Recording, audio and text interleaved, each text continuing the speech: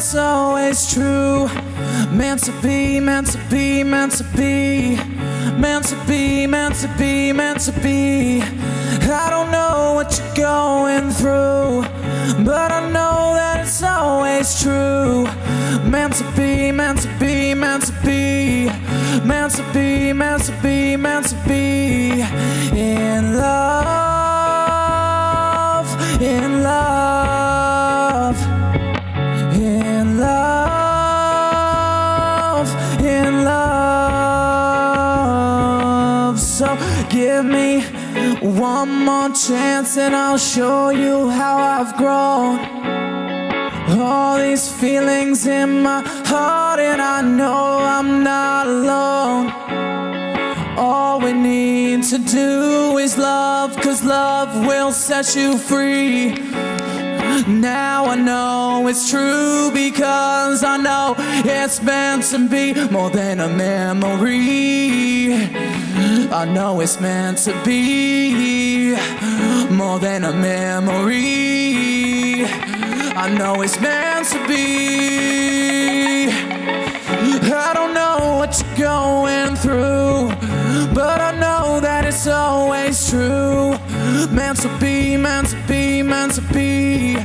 Meant to be, meant to be, meant to be. I don't know what you're going through, but I know that it's always true. Meant to be, meant to be, meant to be. Meant to be, meant to be, meant to be.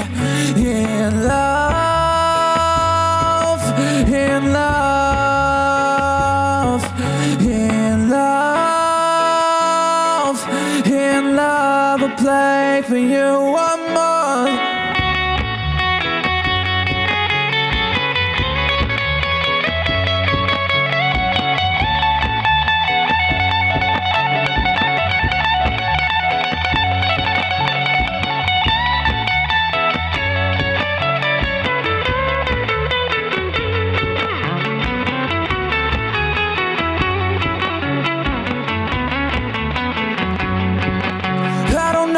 You're going through, but I know that it's always true.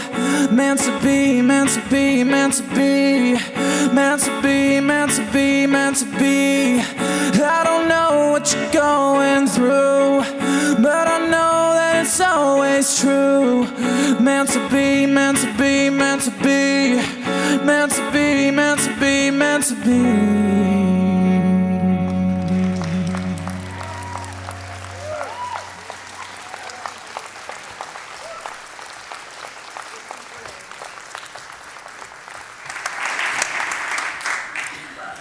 I don't know if you all really got what was going on, but it was amazing. It was amazing. I remember watching somebody doing this for the first time, but it's great to watch him play the verse, play the bass line, right, and record it right here, live, right in front of you, and then the drum, like the little beat, and right in front of you, and then loop his own work to just build on itself and produce this amazing song. That is totally cool, Patrick, yeah.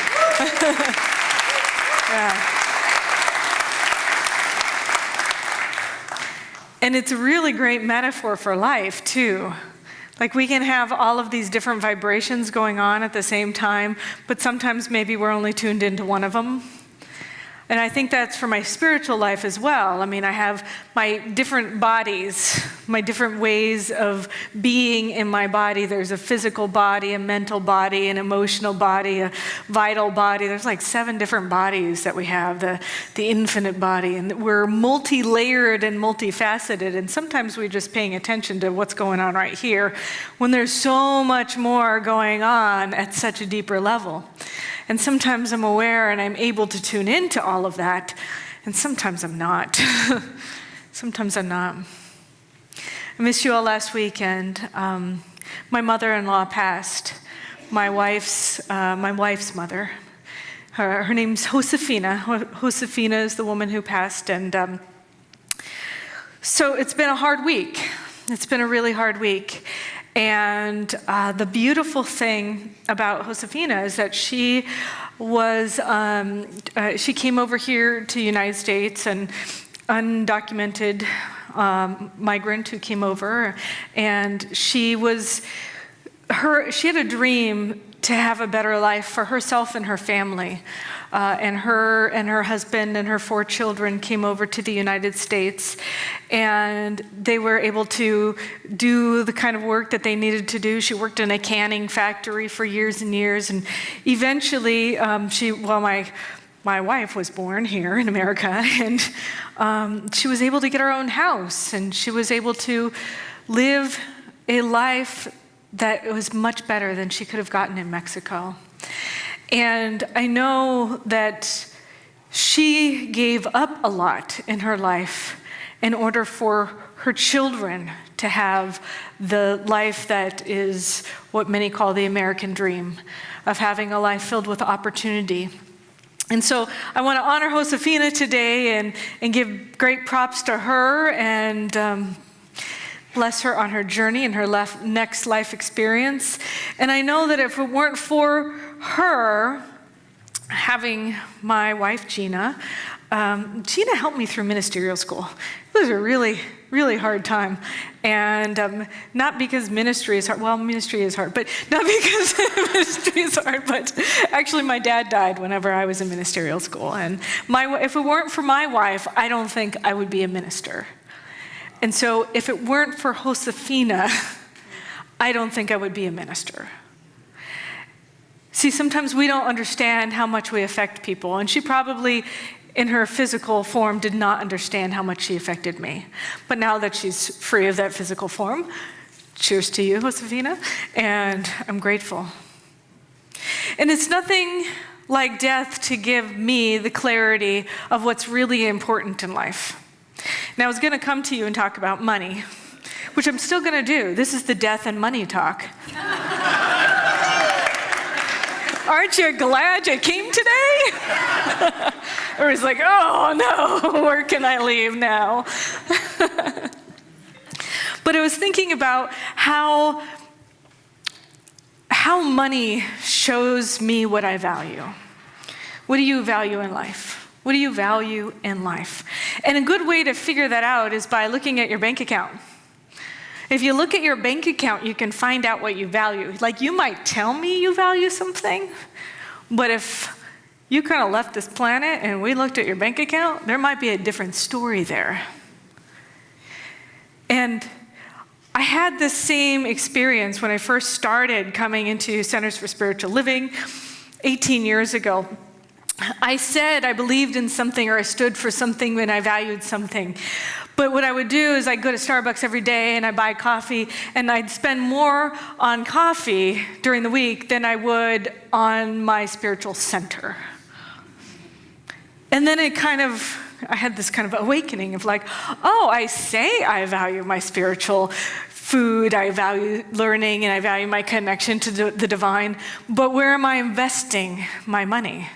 Where am I investing? And you might say, oh, I'm a practitioner and I am valued as a practitioner.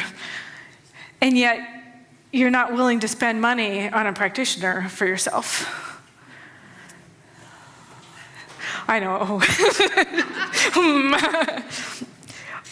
Or I might say, I value health, yet I'm not willing to pay for organic food or a gym membership, or even go, if I am paying for it.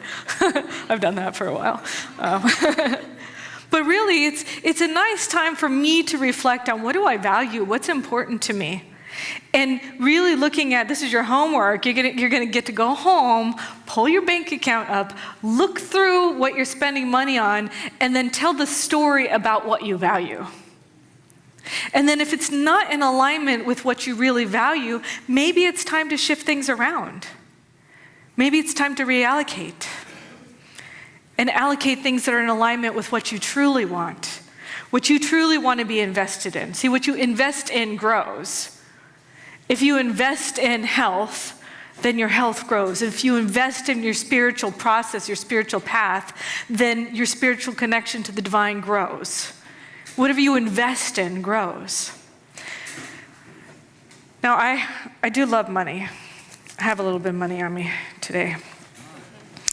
Money, money, money. Oh yeah. Smells good. Oh yeah. I like how it feels. I like how it looks. No. Everybody in the front row is like, yes, please throw it. Money. I love it. So good. You're so beautiful, Money. I love you. Now, if I had done that with a kid, like, oh, you're so beautiful, I love you, would you be feeling different than you're feeling now? Yeah. So what's that about? Why is it okay to love a kid and not love money? I know, I had that story too. Money is the root of all evil, right? Money doesn't grow on trees. There's a story that society gives us about money. But the truth is that this money is just a representation of energy. Now, back in the day, we used to barter, which meant like I wanted to get some milk from my friend who was a farmer and he had a cow, but my friend who's a farmer who had a cow really wanted some eggs. Now, I didn't have chickens, so I didn't have eggs, and therefore I couldn't get some milk. So that means I had to go to the chicken farmer who had the eggs, and I had to give him something of mine, of value. And maybe I could do something and give him something of value from mine. And then I get the eggs, and then I go to the farmer, and then the farmer gives me milk, and then it's very complicated, that whole system. So what we decided to do is make an agreement. We made an agreement like, hey, why don't we just put a value of like, oh, this is what this is worth, and let's make some kind of system that we can all agree on that's universal. We'll call it money, or whatever we call it. Every country calls it something different. And it'll be universal, so that way it's just a symbol of the energy. It's a symbol of energy exchanged. And it's not the actual money that I want, honestly. It's what the money can get me.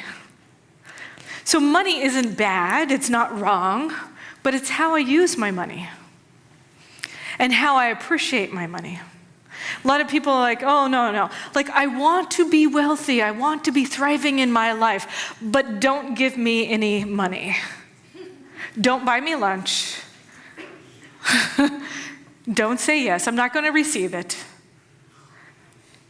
It's what the money gives you. You got to be willing to spend the money on the things that are important to you, what you value, and you also have to be willing to take in the money and say yes to it. It's a whole process. But what's really important is what we love in life. There's a story, a book called Dying to Be Me. How many people have read it? A few people? Okay, a couple people in the room. It's by a woman named Anita Moorjani. It's a true story. It happened in 2006, and Anita Moorjani had stage 4 lymphoma. First, she couldn't walk. Then her body couldn't absorb any nutrients from the food she was eating. Then all of her organs stopped working, and then she went into a coma. Her doctors called in her family, and they were there waiting patiently. Meanwhile, Anita has a near-death experience. She's in a coma, she survives the night, she wakes up. And she realizes that there's so much more to life. Her body starts healing itself, and within 5 weeks, she walks out of the hospital with not a trace of cancer. Yeah. And what she said, one, she was dying. She said, there I was, without my body or any of my physical traits, yet me, pure essence, continued to exist. And it was not a reduced element of my whole self. In fact, it felt greater and more intense and more expansive than my physical being. Magnificent, in fact. I felt eternal, as if I'd always existed and always would without beginning or end. I was filled with the knowledge that I was simply magnificent. And she went on. You can watch her on Oprah. You can go Google her. She's amazing. But her story is a story of reminding each and every one of us how magnificent that we are, and that this life is precious, that it's important. She said, I became aware that we're all connected, that not only every person living and living creature, but the interwoven unification felt as though it were expanding outward to include everything in the universe. Every human, plant, animal, mountain, sea, insect, inanimate object, and the cosmos. I realized that the entire universe is alive and infused with consciousness, encompassing all of life. Everything belongs to an infinite whole. I was intricately, inseparably enmeshed with all of life. And now I think about that. That's what we teach here at Center for Spiritual Living.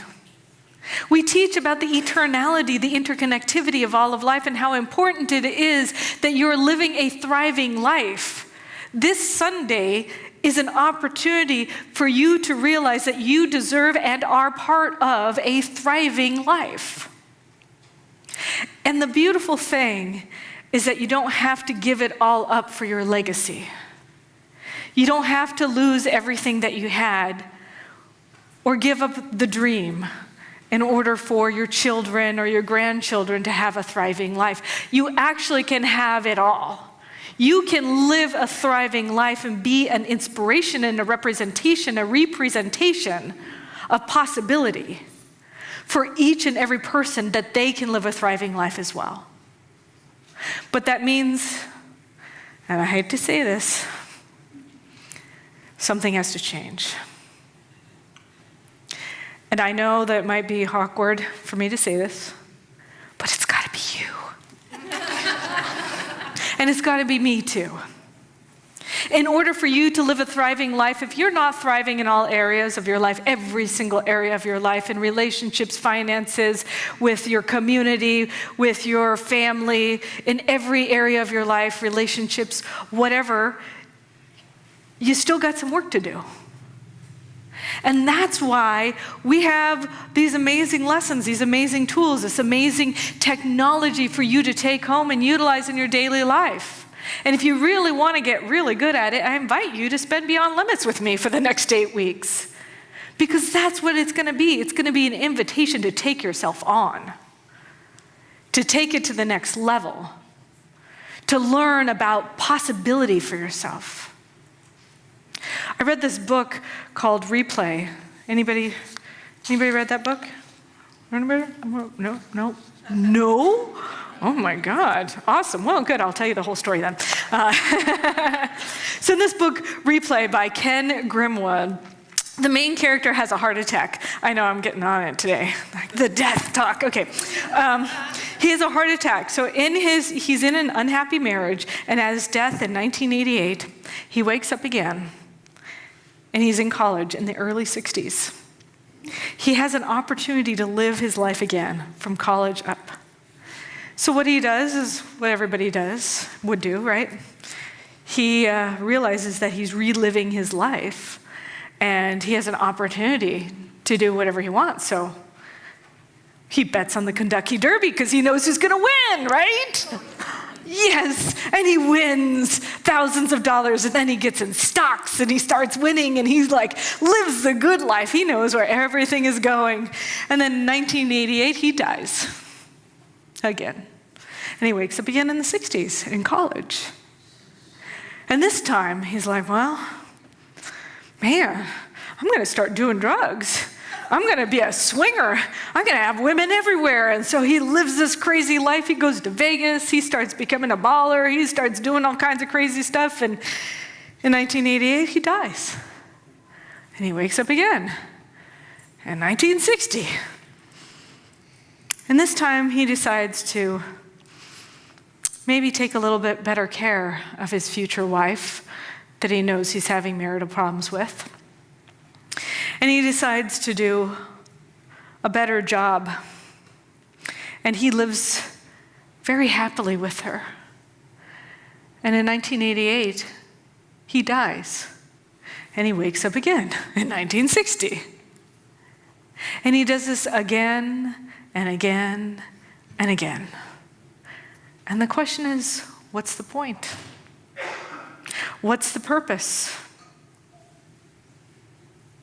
And he finally gets to the point where he realizes he has to enjoy every moment. He has to be grateful for everything. He realizes that money is only a means to an end, and that it's the end that's the most important thing. Happiness, true happiness, is what he really wanted. And he finally gets to the point where he's happy exactly as he is. Now, maybe we can get to that point without having to die. Maybe we can get to that point without having some tragic thing happen. Now, it's happened. A lot of people have had near-death experiences, and that had to be the thing to happen to get them to that point. What if you didn't have to do that? What if you could be there today? What if you could have the opportunity to live the most important life that you'd ever want to live? A life of happiness, a life of connection, a life of joy, a life of expansion, where you do leave a legacy of love and light wherever you go. Now, there is a way you can do this, and we teach this here. It's called the 4 kingdoms of consciousness. This happens to everybody. I learned this from Michael Beckwith, and I know that Marcia Sutton also teaches this. The 4 stages or kingdoms of consciousness. Stage 1, this is me walking into Center for Spiritual Living for the first time, right? I walk in, I have a girlfriend who's cheating on me. I didn't know it at the time. And I have my car, and my car has like a donut tire on it, and I don't have enough money to pay for a regular tire, right? I'm in a job that's like, okay, but I'm not really happy in it. And I feel like a victim. I feel like life is happening to me. That's the first stage of consciousness, the first kingdom of consciousness or spiritual development, where life is happening to me. God is outside of me, and it's happening because God, and maybe I'm being punished. I have no will to evolve. But then I walk into Center for Spiritual Living, and I realize there's more possibility. Maybe this is your first time walking in. And what I realize is that I have to give something up in order to evolve. And that's blame and shame. And I don't want to give that up because I love blame and shame. But in order for me to move on and to have a more rich experience of life, I got to give that up in order to move to the second kingdom of consciousness, or queendom, in my case, of consciousness. Life is happening to it by me. As I release my blame, shame, and guilt, a lot of people have that guilt thing going on, I learned that God is within me, and there's a law that I can use to affect changes and accept dominion in my life. Now, in Beyond Limits, we're going to go through all 4 of these stages of consciousness, and I'm going to teach you tools along every step of the way that you can use to expand your own consciousness. When I get into this stage, I feel powerful. I take my life on. This is where we get princes or princesses, palaces, and parking spaces. It happens to all of us, and it happened to me.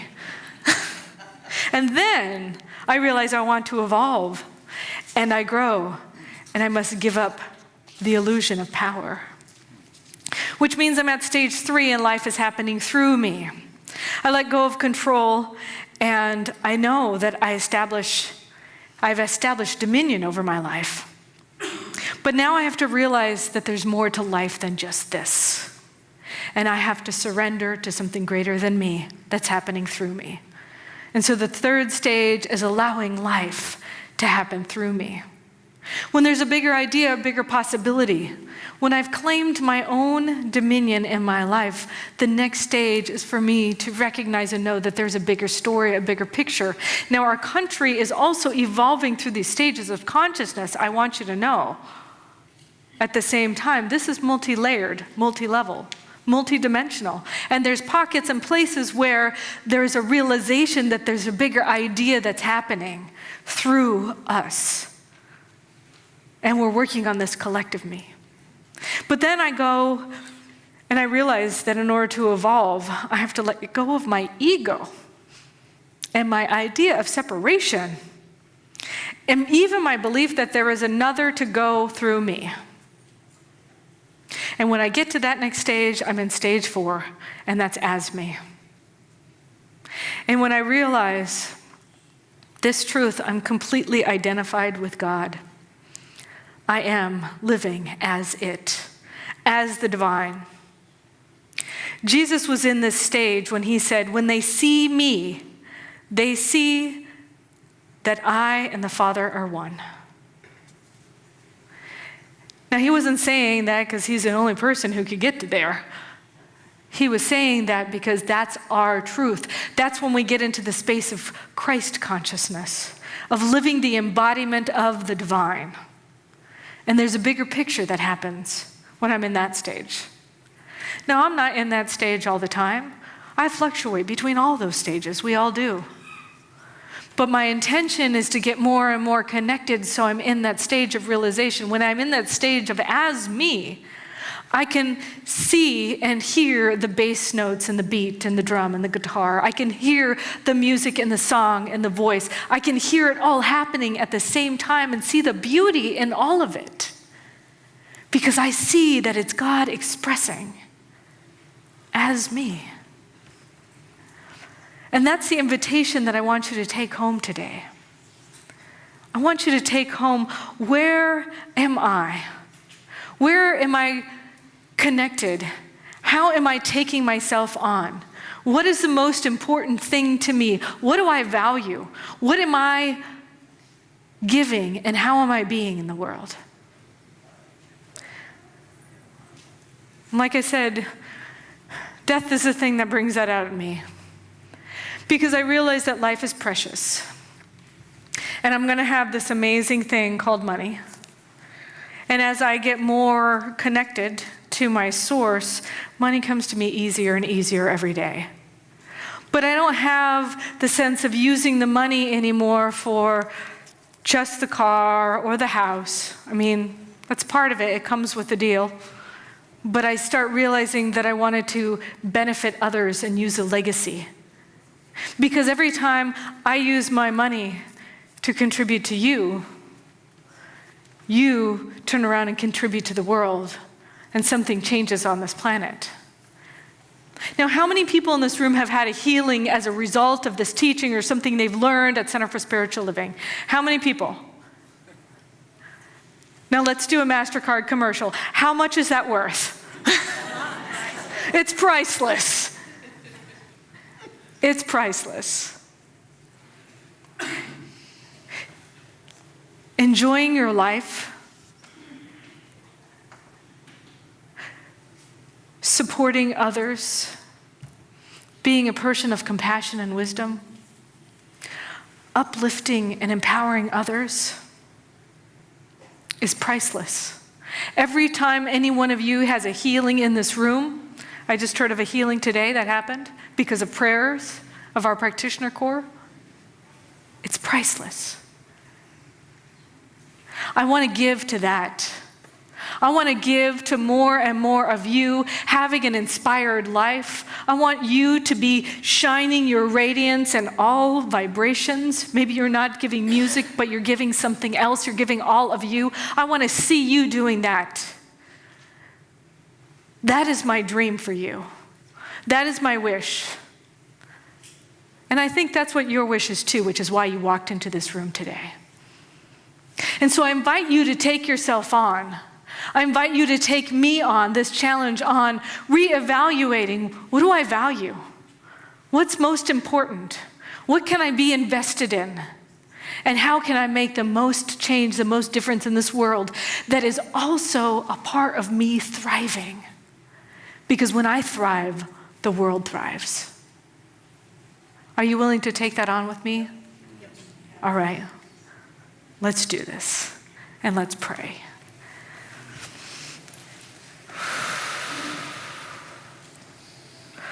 Oh, I'm so grateful to be here. I just want to say thank you to Josefina. I want to thank you to Jesus and Buddha, to Martin Luther King Jr., to my father and my grandparents, to all of the spiritual masters and teachers who have incarnated on this planet, who came here so that I may come here, so that I may enjoy the fruits of this life. And so I choose to be a force for good in this world. I choose to be an incarnation of the divine, moving through the world and seeing through those eyes of love and light, and recognizing and knowing that without a doubt, something is shifted and changed in me today. Something is lifted, something is gifted, something is opening in me so that I can see my truth. I can be available to hear and feel and know every aspect, every vibration of my beingness, from the bass to the high notes. Everything in between is the beauty and the majesty and the mystery of life. And so I take it on, and I know that I am a part of something magnificent that is happening right now. It is happening as me right now. And I'm so grateful to know that as I claim this truth for myself, I claim it for each and every person who's in this room, each person who's listening online, each person who listens online in the future, that no matter where we are, there's time and space that we are connected.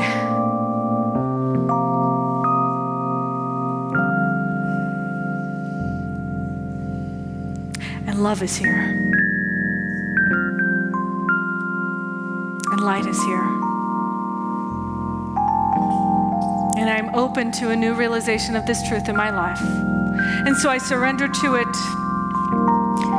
I'm so grateful to allow that life to be my life. I'm so grateful to allow it to be better than I can imagine. I'm so grateful to allow it to be in the flow where I can be empowered and be the empowerer of others to see and feel and know the glory of God. And whether or not that glory of God is the glory of Allah or Buddha or Jesus or Jesus, it does not matter to me. All that matters is that I'm here present, a part of it. And it is sacred and beautiful and holy, and I'm grateful, and so it is.